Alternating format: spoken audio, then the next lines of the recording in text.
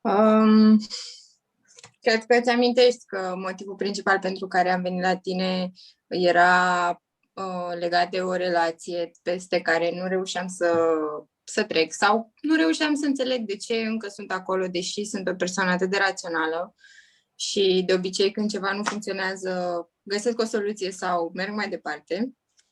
Și când am ajuns la tine am înțeles că de fapt era despre mine și am înțeles că aveam lucruri nerezolvate pe care cu siguranță nu aveam cum să le detectez singură și să lucrez la ele de una singură. Așa că procesul m-a ajutat foarte mult, în mult mai multe direcții decât îmi imaginam eu sau credeam că am nevoie de ajutor. Și după cum ți-am spus și mai devreme, procesul încă este prezent în viața mea și cred că va fi prezent toată viața pentru că mi-am dat seama că de fapt e vorba de a-ți schimba complet mindset-ul, știi? Nu doar de a fi acolo în momentul respectiv și atât, și apoi să te întorci la rutina ta zilnică, pentru că altfel nu cred că nu că nu are valoare, dar nu este o schimbare pe termen lung, știi? E ca și cum te-ai apucat de o dietă, o ții o săptămână, după care mănânci iar ciocolată. Știi, nu este vorba de a-ți schimba complet viziunea despre cum ar trebui să trăiești. Și îți mulțumesc din suflet. Nu există cuvinte să zic, să-mi exprim toată recunoștința. Dar știu că a fost un proces în care amândouă ne-am implicat foarte mult, iar eu chiar am dat tot ce am putut să dau. Și mi-amintesc toate momentele, și când am plâns foarte tare, și exercițiile pe care le-am făcut. Retreat-ul de feminitate, iarăși mi-a deschis foarte mult calea către feminitate. Nu știu dacă ții minte la retreat, după ce am vorbit, m-a întrebat cum mi s-a părut și ți-am spus că nu am reușit să rezonez atât de mult cu atât de multe femei și că mi s-a părut obositor. Cred că acum, după un an de zile, după ce s-a întâmplat asta, înțeleg că ăla era abia un început, știi, era ca o introducere în tot ce înseamnă energia asta feminină pe care eu nu reușeam cu care nu reușeam să mă sincronizez înăuntru meu, știi? Și a durat aproape un an în care am început încet, cred că subconștientul meu a înțeles ce s-a întâmplat de fapt acolo și încet am început să mă conectez din ce în ce mai mult cu femeile din jurul meu și să nu le mai văd. Eu le vedeam înainte ca pe niște ființe slabe și tocmai de asta nici eu nu mi-acceptam feminitatea pentru că simțeam că energia masculină e mai puternică și voiam să fiu puternică. Dar acum înțeleg că nu e chiar așa. Energia feminină este foarte specială și după un an de zile, după retreat, chiar simt că mă conectez mult mai ușor cu femeile din jurul meu și cu mine mai ales. Și este extraordinar să simți asta. Cum a fost? Mă așteptam să fie chiar atât de puternic. Adică mă așteptam să-mi rezolv problema pentru care am venit, să merg mai departe, dar nu credeam că o să intrăm atât de profund în toate straturile astea pe care le avem noi în subconștient.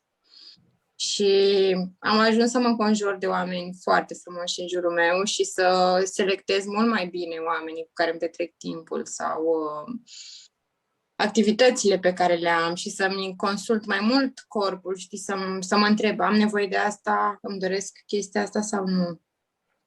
Și mi se pare foarte important să înveți să comunici cu tine. Și cred că asta am învățat cel mai bine, să comunic cu mine și să comunic cu cei din jur, să accept mai mult, să nu mai încerc să schimb atât de mult ce se întâmplă în jurul meu și să am atât de mult control. Știi, chiar sunt momente încă în care vreau să schimb ceva la oamenii din jur, de exemplu. Și mi-amintesc, nu, de ce vrei să schimbi tu asta?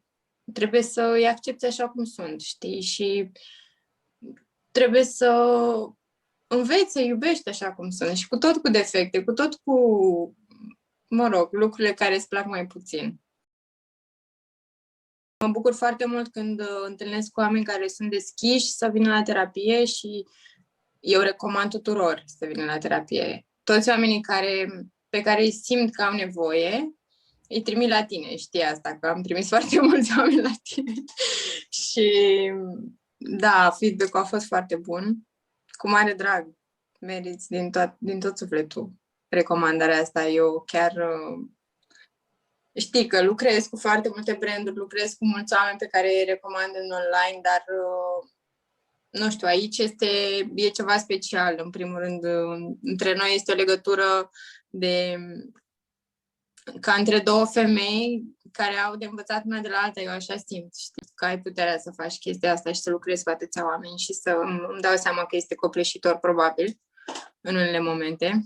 Și e amazing să faci asta ca job, probabil, să schimbi părerea oamenilor despre ei și despre viață și nu știu, să faci lucrurile mai bune pe pământ, pur și simplu. De mai multe ori, chiar dacă n-am spus în online, oamenii care m-au cunoscut recent îmi spun, dar de unde ai tu energia asta pozitivă? De ce? Cum de ești atât de calmă? Cum de înțelegi lucrurile atât de profund? Și atunci vine povestea despre Valeria. Uite, am mers și am făcut și femeia asta mi-a schimbat viața. Mereu există fraza asta, știi? Pentru că chiar așa e. Și chiar simt că sunt o altă persoană. Sunt o persoană, nu știu, mai luminată, să zic așa. Las lumina să intre, știi, și las căldura și mă bucur de mult mai multe lucruri din jurul meu pe care nu le vedeam înainte. Deci îți mulțumesc din nou. Și sunt sigură că vom mai avea ședințe de terapie, pentru că simt că mereu apar lucruri noi, la care inițial încerc să lucrez singură, știi? Încerc să-mi amintesc ce discuții aveam cu tine, ce întrebări îmi puneai și încerc să găsesc eu întrebările potrivite pe care să mi le adresez. Și cred că la un moment dat o să fac și eu ce faci tu, nu știu, am un feeling că la un moment dat o să lucrez cu oamenii. Și oricum ești acolo ca mentor și vei fi întotdeauna.